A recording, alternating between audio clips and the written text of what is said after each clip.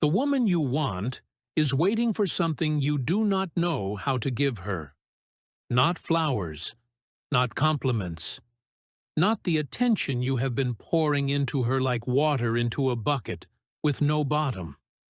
She is waiting for something deeper, something primal, something that operates beneath her conscious awareness in the ancient architecture of her psychology. And here is the part that should disturb you.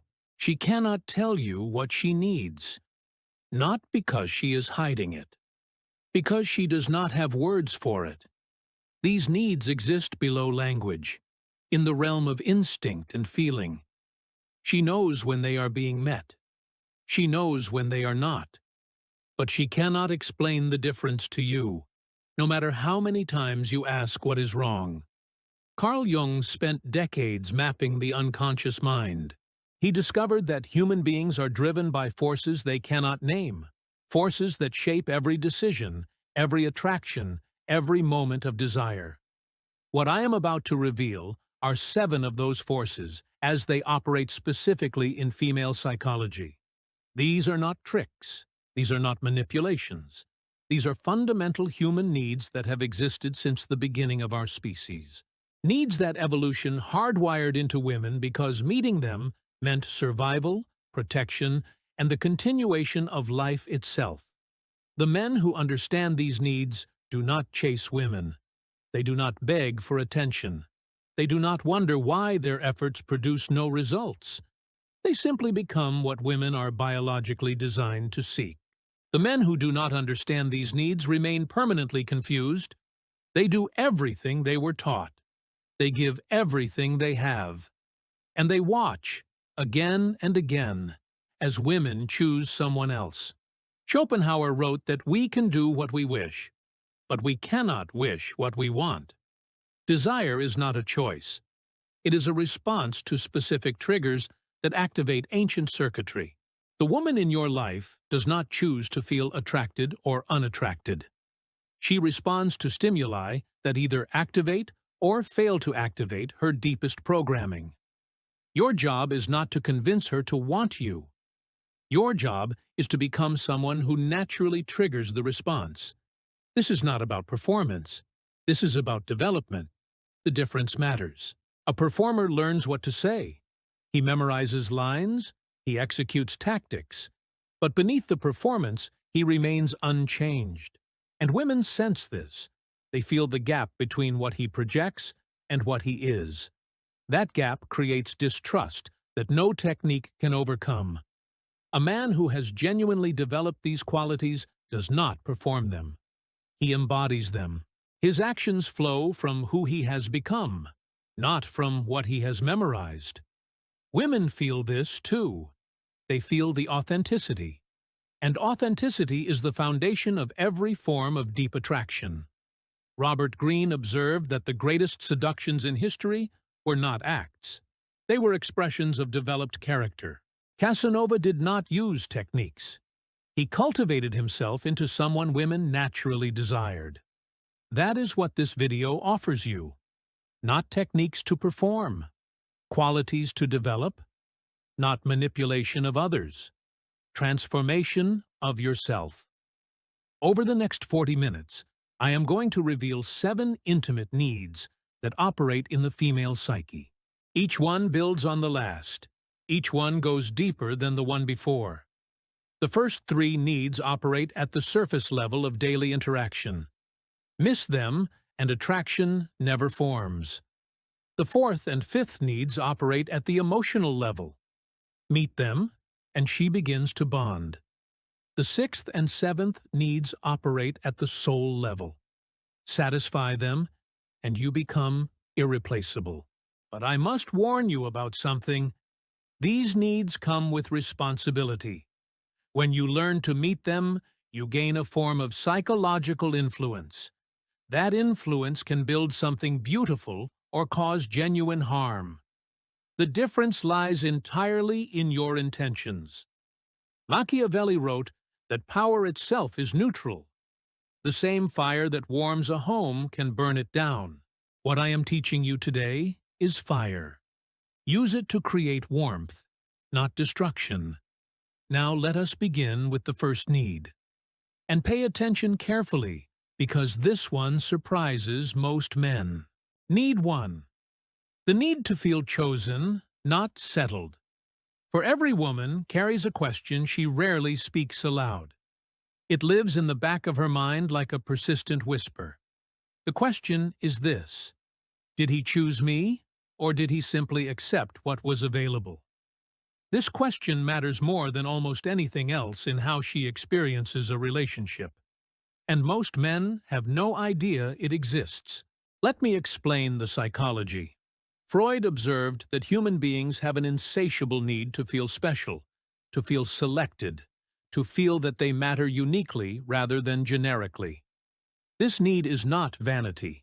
It is survival programming. In our evolutionary past, being chosen meant protection, resources, investment. Being settled for meant abandonment when something better appeared. Women carry this programming more intensely than men because the stakes were higher.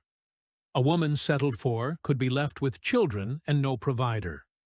A woman chosen would be protected and prioritized. This ancient fear still operates today. When a woman feels chosen, something in her relaxes. She can invest fully because she trusts that her investment will be returned. When she feels settled for, something in her remains guarded. She holds back because she senses that she is replaceable. Here is where most men fail completely. They express interest in a generic way. They compliment her looks the same way they would compliment any attractive woman. They pursue her with the same energy they would pursue any available option. And she feels this. She feels that she could be swapped for someone else without meaningful difference to him. This feeling extinguishes attraction at its root. Robert Greene documented that the most powerful seductions involve making the target feel singular. Not one of many. The only one. This is not flattery. This is recognition. You must actually see what makes her different, and communicate that you have seen it. A man named Thomas learned this lesson painfully. 42 years old, successful in business, attractive enough. He dated regularly, but nothing lasted beyond a few months. Every woman eventually pulled away with the same vague explanation. I just don't feel it. Thomas could not understand. He was attentive, generous, available. He did everything right. The problem was invisible to him until someone pointed it out. His compliments were interchangeable. His attention was generic. He treated every woman the same way because he thought that way was correct. He told women they were beautiful, true, but meaningless. Every man tells them this. He told women they were smart. Also true, also meaningless. It could apply to anyone. What he never did was recognize what made each woman specifically her. The particular way she laughed when nervous. The specific passion she carried for her obscure interest. The unique way she saw the world that no one else shared. When Thomas began noticing and naming these specific qualities, everything changed. He stopped saying, "You're beautiful," and started saying, "The way your eyes change when you're actually interested in something." Not just pretending to be polite. That's rare. He stopped saying, "You're smart," and started saying, "Most people think about that surface level. You went somewhere I didn't expect. How did you get there?" The shift was not technique. It was attention. Real attention to who she actually was, rather than generic appreciation for the category she belonged to. Jung wrote about individuation as the process of becoming one's true self. When you recognize a woman's individuality, when you see her process of becoming, you offer her something almost no one else provides. You offer her the experience of being known. Here is the warning. False specificity is worse than generic appreciation. If you manufacture observations you do not actually hold, she will feel the manipulation. The goal is not to say specific things. The goal is to actually notice specific things. This requires genuine curiosity. You must actually want to know who she is beneath her surface presentation. If that curiosity does not exist, no technique will compensate for its absence. But if the curiosity exists, if you genuinely want to understand what makes her uniquely her, then communicating what you discover becomes natural, and that communication makes her feel chosen. The first need is the need to feel chosen. Meet this need, and you establish the foundation for everything else. Now, let us move deeper. Because the second need explains why attentive men often fail, while seemingly indifferent men succeed. Need 2. The need for emotional fluctuation.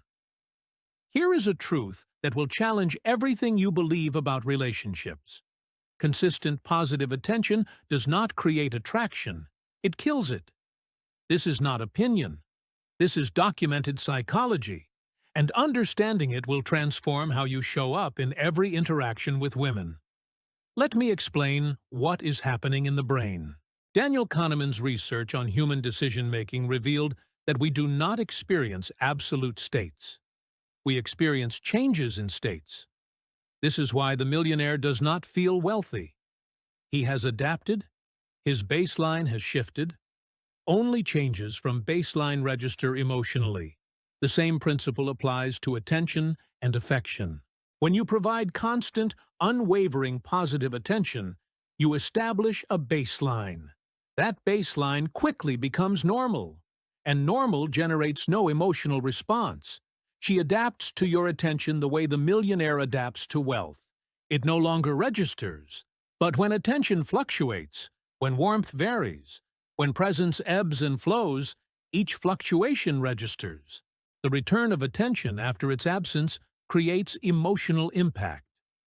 The variation itself becomes the stimulus. Robert Cialdini documented this as the principle of intermittent reinforcement. It is the most powerful schedule for generating psychological engagement. Casinos understand it. Slot machines do not pay consistently. They pay randomly, and that randomness creates addiction, where consistent payout would create boredom. I am not suggesting you manipulate women through calculated withdrawal. That would be technique, and technique fails against genuine perception. What I am suggesting is that you live a life that naturally creates fluctuation. The man who has his own purpose, his own passions, his own world, naturally varies in his availability. Some days he is present and warm. Other days he is absorbed in his work, his fitness, his friendships. His attention fluctuates not because he is gaming anyone, but because he has a life that demands his attention. The man who makes a woman his entire focus has no natural fluctuation. He is always there, always available, always attentive. And this constancy, though it seems loving, creates the baseline problem. His attention stops registering because it never varies. Nietzsche wrote about the will to power as the fundamental human drive. This drive requires something to overcome. Without obstacles, without variation, without challenge, the will stagnates. The same applies to desire. Desire requires fluctuation. Without it, desire flatlines into comfort, and comfort is not attraction. A man named Edward understood this principle poorly at first. He was devoted, which he believed was a virtue. When he was with his girlfriend, his phone went away. His friends understood he was unavailable. His hobbies paused. He gave her everything. She left him for someone who gave her significantly less. Edward was devastated. He had done everything right. How could less be more attractive than more? The answer was fluctuation. The other man had a band. He had friends who mattered. He had nights where he was simply unavailable. His attention was valuable because it was not constant. Its presence meant something because its absence also existed. Edward's attention meant nothing because it was always there. You cannot value what never varies. You cannot desire what has no scarcity. Here is the crucial distinction. Manufactured scarcity is manipulation. It involves pretending to have a life you do not have, creating false unavailability to trigger response. Natural scarcity is authenticity. It involves actually having a life that matters, purposes that demand your energy, relationships and interests that exist independent of any woman. The first creates short-term response but long-term distrust. The second creates sustainable attraction rooted in genuine desirability. Schopenhauer observed that boredom is the suffering of the empty self. The man who has nothing but a woman in his life is empty. His constant attention comes from having nothing else to give attention to. Women sense this emptiness. It repels them not because they are cruel, but because emptiness signals low value. The man with a full life signals high value through his natural fluctuation. His attention is precious because his attention is claimed by many things. When he gives it to her, that gift has weight. Here is the practice. Build a life worth living independent of any relationship. Pursue purposes that matter to you. Develop friendships that nourish you. Cultivate interests that absorb you. When you do this authentically, fluctuation happens naturally. You do not need to manufacture it. And when fluctuation happens naturally, her emotional circuitry engages. Each return of your attention registers. Each warm moment has context. Each interaction matters because it is not guaranteed. This is the second need, the need for emotional fluctuation. Meet it through authentic living, and attraction becomes sustainable. But even with choice and fluctuation established, something else must exist for deep connection to form. The third need reveals what that something is. A woman's nervous system is constantly evaluating one question. Is this man strong enough? Not physically, though that can be part of it. Psychologically, emotionally. Strong enough to hold his position when challenged.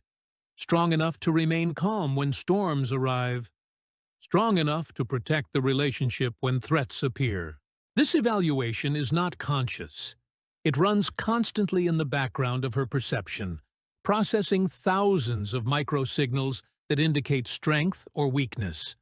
Jung identified the animus as the masculine archetype within the female psyche.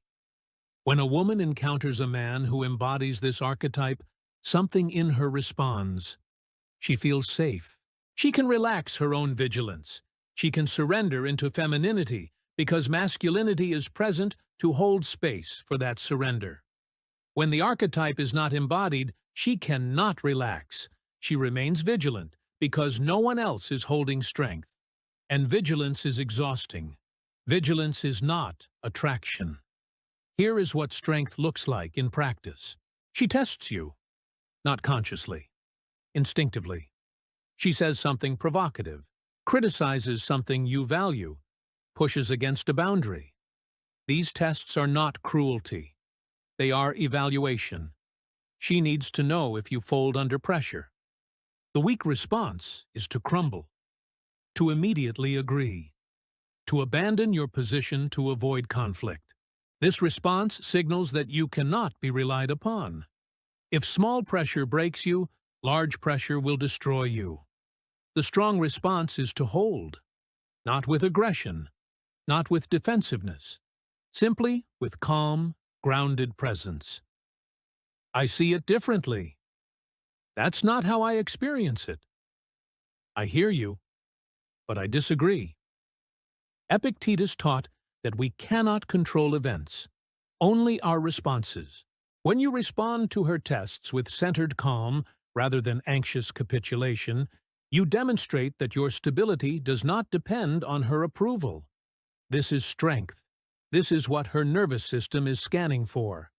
A man named Marcus had no idea he was failing these tests constantly.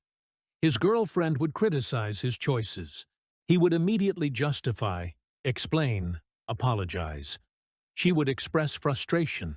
He would scramble to fix whatever she seemed to want. He thought this was being a good partner. It was actually being a weak one. When he learned to hold his ground, everything shifted. She criticized his decision to spend a weekend with old friends. Instead of canceling or over-explaining, he said simply, "I need that time with them. I'll miss you, but this matters to me." She pushed back. He did not escalate or collapse. He remained calm and unchanged. Later, she told him that moment was when she started respecting him more deeply. Not because he refused her, because he showed her that he had a self worth respecting. Need 4. The need for psychological safety. But strength without safety creates fear, not attraction. This is where many strong men fail. They project power, but not warmth. They demonstrate capability, but not care. And the woman, while she may respect them, cannot fully open to them. She needs both, strength and safety. The combination is rare, which is why the men who embody both become deeply attractive. Psychological safety means she can be vulnerable without being punished. She can share her fears without being judged. She can reveal her shadows without being rejected. Freud understood that the unconscious carries material we hide even from ourselves. When a woman finds a man she can reveal this material to, a bond forms that casual relationships never achieve. She becomes invested because investment has been received. Here is what safety looks like in practice. She shares something she is ashamed of, a past mistake, a current insecurity, a fear she has never spoken aloud. The unsafe response is to judge, advise, minimize, or use the information against her later. Any of these responses teach her that vulnerability is dangerous with you. The safe response is to receive without reaction, to hold her disclosure with the same calm you hold everything else, to communicate, through presence rather than words, that her shadows do not frighten you. This does not mean you accept everything. Boundaries still exist, but within those boundaries, space exists for her to be fully herself without performance. Marcus Aurelius wrote about accepting the nature of things as they are. When you accept a woman's nature, including her shadows, you offer something most men cannot provide. You offer freedom from performance. And that freedom creates deep attachment. The combination of needs 3 and 4 creates a rare psychological experience. She encounters a man strong enough to hold his ground, but safe enough to hold her vulnerability. This combination does not exist in most men. When she finds it, she recognizes its rarity, and rarity creates value. We are now moving into deeper territory. The next 2 needs operate at the emotional core. They explain why some connections become unbreakable. Need 5. The need to be witnessed in her becoming. Every human being is in process. We are not fixed entities. We are constantly becoming, evolving, transforming into who we might be. A woman needs a man who sees not just who she is, but who she is becoming. This is different from projection. Projection imposes your vision onto her. Witnessing sees her vision and supports its unfolding. Jung described individuation as the central process of human psychology. It is the journey toward becoming one's authentic self. When you witness a woman's individuation, when you see her growth and reflect it back to her, you become part of her journey in a way that creates profound connection. Most men do not witness. They evaluate. They assess her against their criteria. They approve of parts and disapprove of others. They see her as static, fixed, something to be judged rather than something in motion. This evaluation stifles her. She cannot grow toward you if you are constantly grading her current position. The man who witnesses says things like, "You're different than you were 6 months ago. More certain of yourself. I see it." He notices her evolution and names it. He becomes a mirror for her becoming. Robert Greene observed that people fall in love with those who make them feel like better versions of themselves. When you witness her becoming, you make her feel that her growth is real, visible, validated. This feeling creates attachment that physical attraction alone cannot generate. A man named Jonathan practiced this consciously. His partner was building a business, struggling with self-doubt. Instead of offering advice or solutions, he simply reflected what he saw. "You handled that client's situation completely differently than you would have last year. You've changed." She told him later that moment meant more than any encouragement he had ever offered, because he did not encourage her to be something. He recognized that she was already becoming it. Here is the warning. Witnessing requires actual attention. You cannot fake having seen growth you did not notice. The practice demands genuine observation of her evolution over time. If you are not paying attention, you will have nothing to witness. Turn to 6. The need to exist in his future. Connection without continuity creates anxiety. A woman can feel deeply bonded in the present, but uncertain about whether that bond extends forward in time. She needs to exist in your future, not through promises or premature commitment, through language that includes her in what comes next. Schopenhauer understood that the will reaches forward constantly. We are future-oriented beings. Our sense of security depends partly on whether we can see ourselves in what is coming. When you speak about future events, and she is absent from that language, her nervous system registers threat. When you include her naturally in future-oriented speech, her nervous system registers safety. This is not about making promises you cannot keep. It is about speaking in a way that does not exclude her from consideration. The excluding language sounds like, "When I move to that city. After I finish this project, I'm going to travel for a while." The future is populated with you alone. She is absent from it.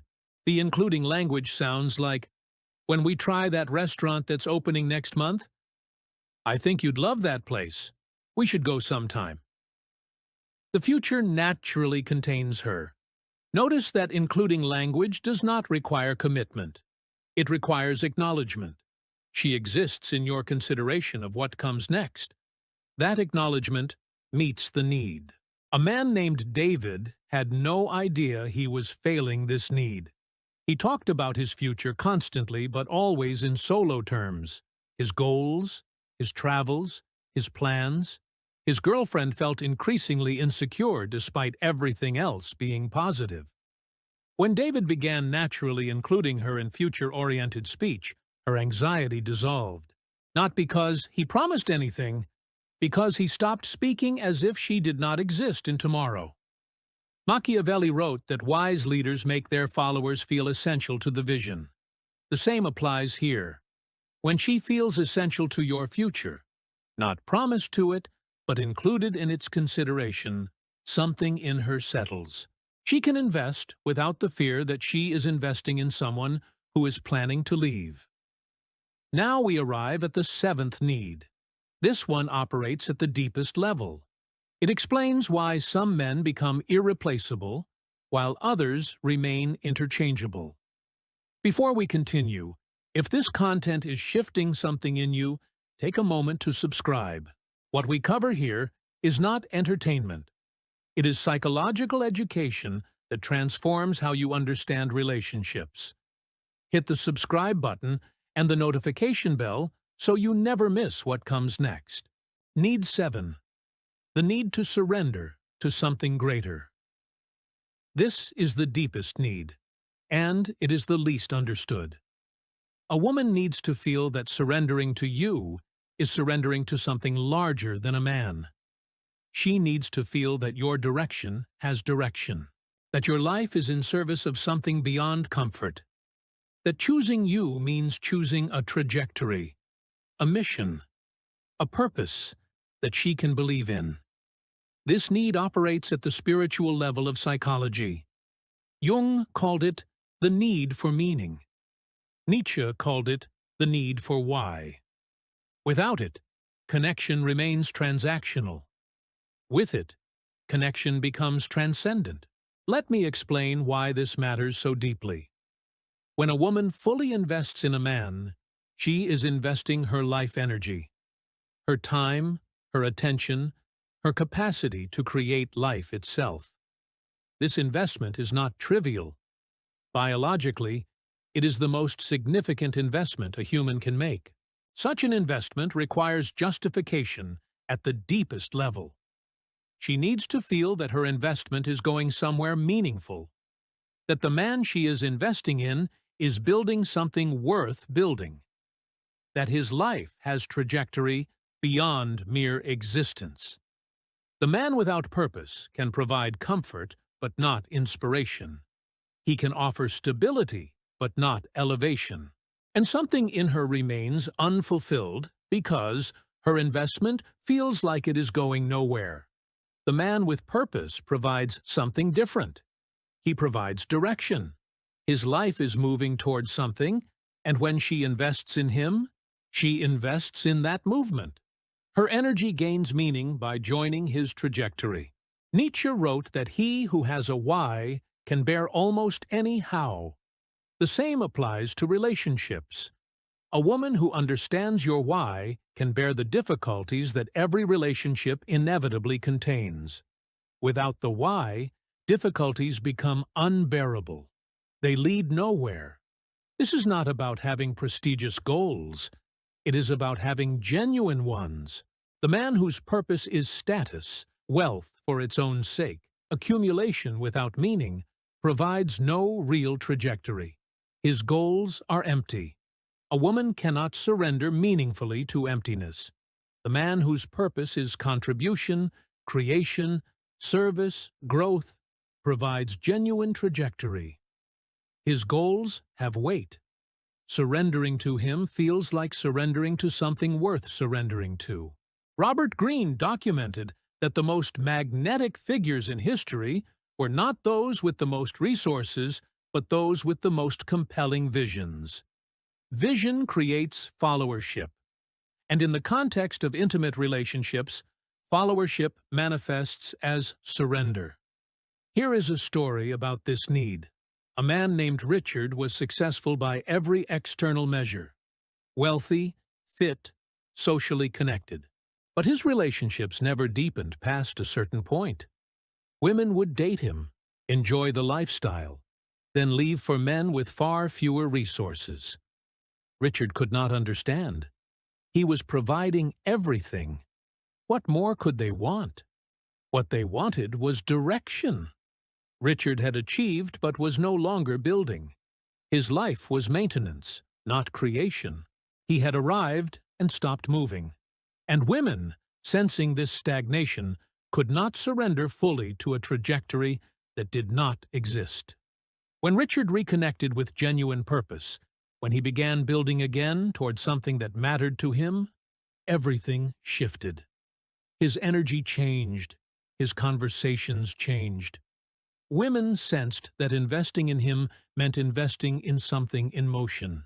The woman who eventually became his wife told him, "I didn't fall for your money or your status. I fell for where you were going. I wanted to be part of that." Here is the crucial understanding. You cannot fake purpose. You cannot perform trajectory you do not have. This need requires actual development of an actual vision for your life. Plato understood that the examined life is the only life worth living. Examining your life means asking what it is for. What are you building? What will be different because you existed? What are you in service of beyond your own comfort? These questions are not easy. Many men avoid them entirely. But avoiding them creates the emptiness that women sense and cannot surrender to.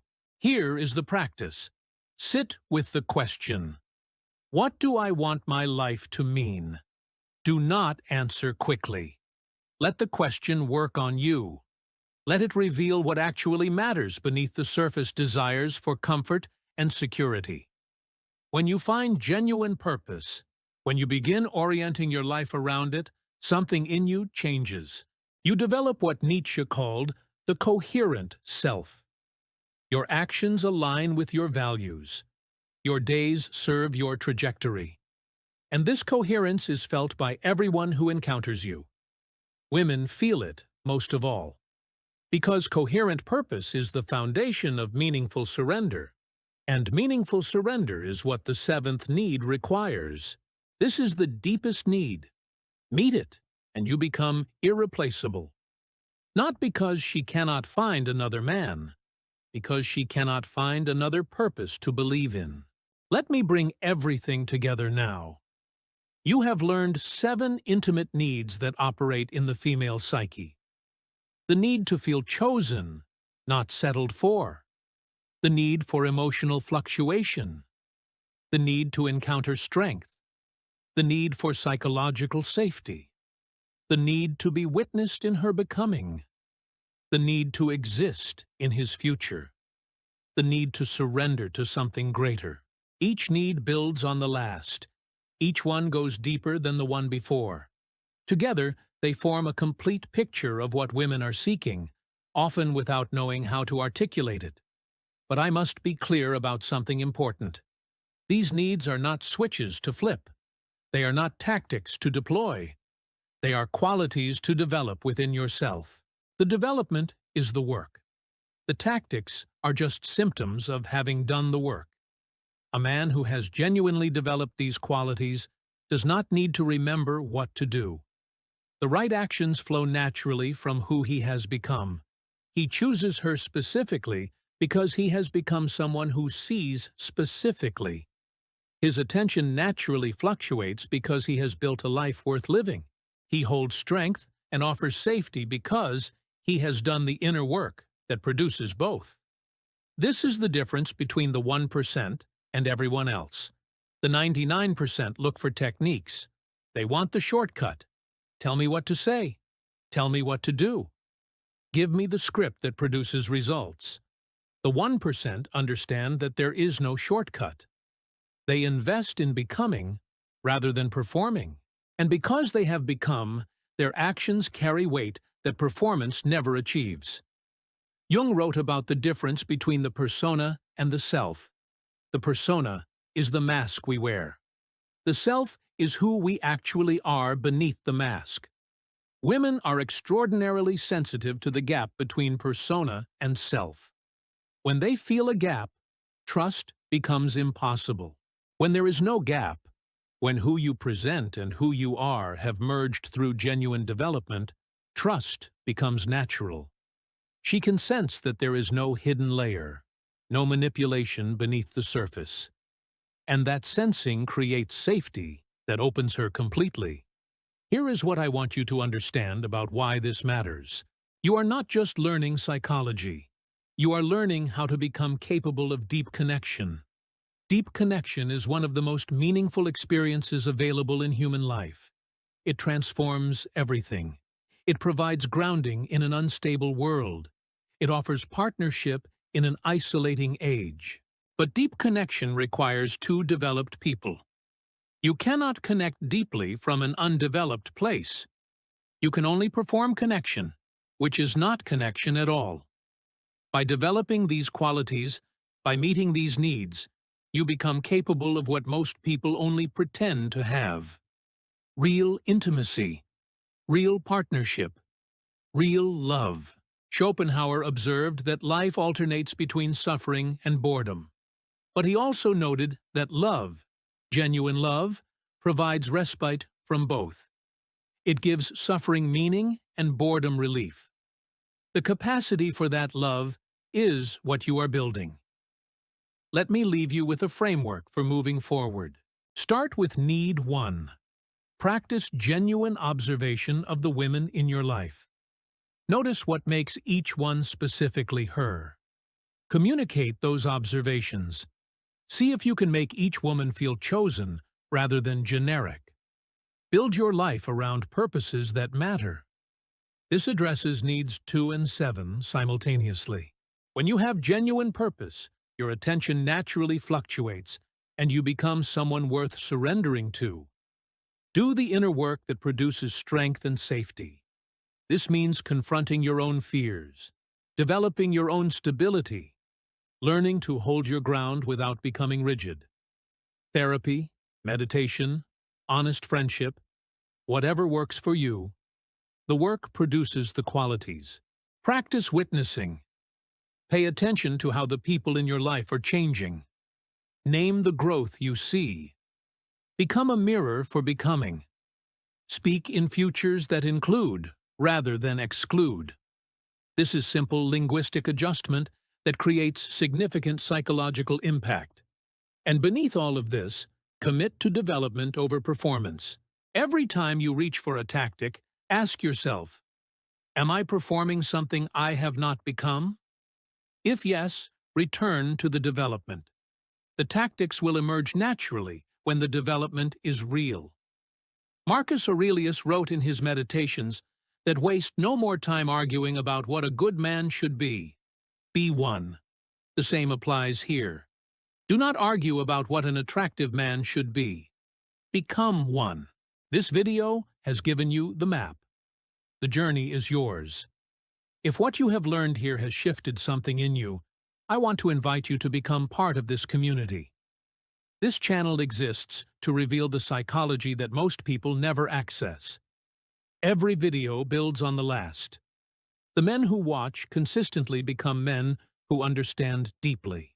Subscribe, hit the notification bell, share this with a man who needs to hear it, and then begin the work. Because understanding without implementation is just entertainment. Implementation is where transformation happens. The woman you want is waiting for someone who has developed these qualities.